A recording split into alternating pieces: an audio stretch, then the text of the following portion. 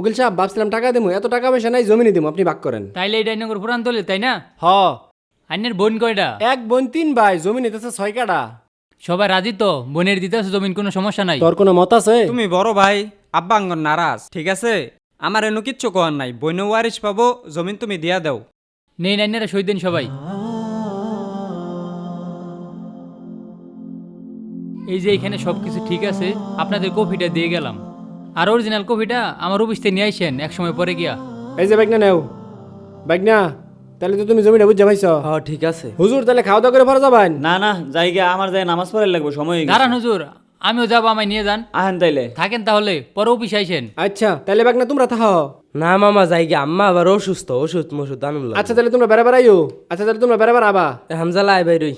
তোমরা দেখে হনে যাইও। সাকিব হুন, এখন তো বেজাল শেষ, তোর বিয়েটাও করাই হেলমু। আত্মীয় স্বজন পুরান ঘরটা ঠিক কর গাজা। আরে ছোট, এগুলো সব তো